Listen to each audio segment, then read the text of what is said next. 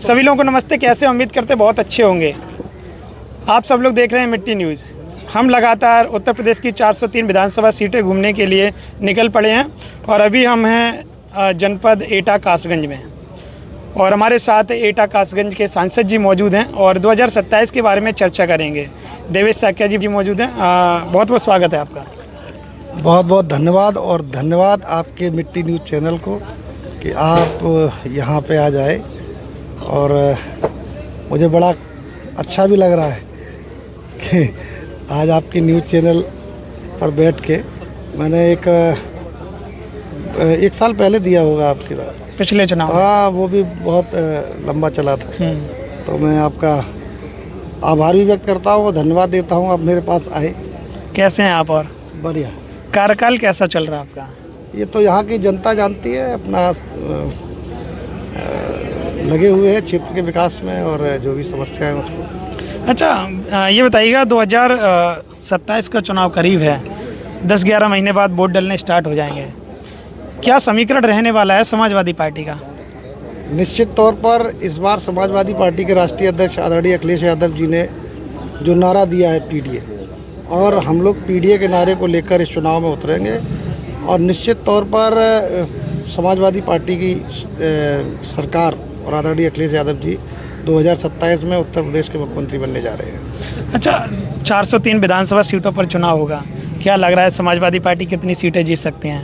भाजपा तो 400 अभी भी बता रही है, मैंने बातचीत की और इस बार भाजपा 400 बता रही है, लेकिन 400 हार का दावा कर रही है, जीत का नहीं। इस बार समाजवादी पार्टी 350 सीटों से प्लस होकर आएगी। 350।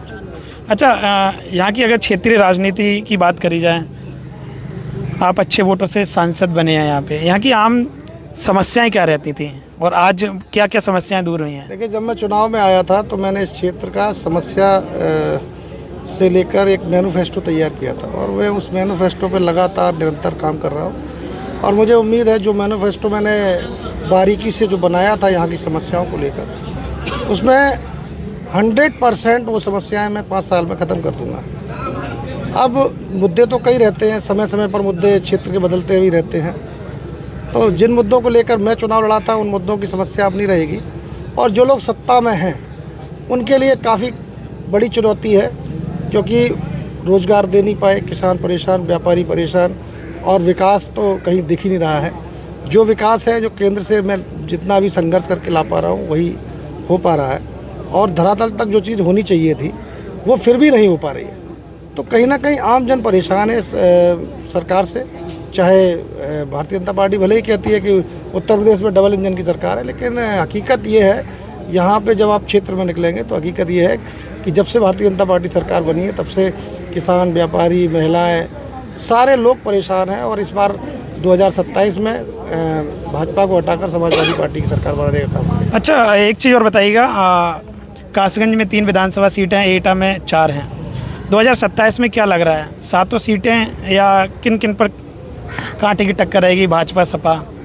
देखिए, मुझे जो लग रहा है 1-2 सीटों को छोड़कर, एटा कासगंज में 1-2 सीटों को छोड़कर हम समाजवादी पार्टी सारी सीटें जीत रही है और जो 1-2 सीटें हैं उस पर भी हम काम कर रहे हैं। मुझे लगता नहीं है कि भारतीय जनता पार्टी एटा कासगंज पे एक भी सीट ले पाएगी। मतलब आप ये कह रहे हैं कि सभी सीटें समाजवादी पार्टी की रहेंगी, 7? जी।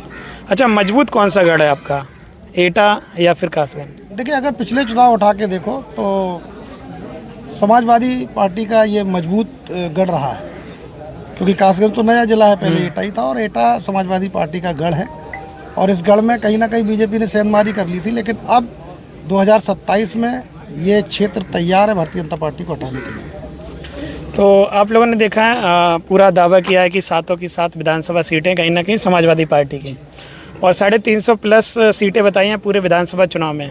आप क्या सोच रहे हैं 2027 के चुनाव के बाद? हाँ, एक सवाल और आ गया, यूजीसी के बारे में क्या कहना चाहेंगे? देखिए, सवाल बहुत अच्छा है और यूजीसी का कहीं ना कहीं, जब सभी भारतीय जनता पार्टी वोट के लिए सभी को हिंदू मानती है तो यूजीसी किन के लिए था? क्या वो हिंदू नहीं थे? इसका जवाब अगर भारतीय जनता पार्टी के नेता दे पाए तो वो होता है। फिर यूजीसी का विरोध क्यों? अगर ये पीडीए विरोधी हो गया तो कहाँ जाएंगे ये लोग? तो मुझे नहीं लगता, यूजीसी बहुत बड़ा मुद्दा बन के रहेगा और यूजीसी हक और अधिकार की लड़ाई है और यूजीसी के साथ हूँ। अच्छा, एक चीज़ और बताइए, आपने पीडीए की बात करी है, भाजपा आरोप लगाती है परिवारवाद के, लगातार ये बयानबाजी चलती हैं और पीडीए का मतलब समाजवादी पार्टी में है पिछड़ा दलित अल्पसंख्यक। देखिए, भारतीय जनता पार्टी सबसे पहले तो अपने गिलेबान में झांक कर देखे, गृह मंत्री कौन, बेटा कौन, रक्षा मंत्री कौन, बेटा कौन। तो जो जिनके दामन खुद ही दागदार हैं वो दूसरे पे क्या प्रहार करेंगे। पहले अपने दामन पे झांक कर देखे, उसके बाद ये बात कहे तो अच्छा लगता है। जी, बहुत बहुत धन्यवाद आपका। आपने देखा हमारे साथ देवेश साक्या जी सांसद जी मौजूद हैं और इन्होंने सभी मुद्दों पर चर्चा की है और 2027 के चुनाव के बारे में भी विभिन्न मुद्दों पर चर्चा हुई है। आप क्या सोच रहे हैं 2027 के चुनाव के बारे में? क्या भारतीय जनता पार्टी पुनः आएगी या फिर समाजवादी पार्टी एक बार फिर से उत्तर प्रदेश में वापसी करेगी?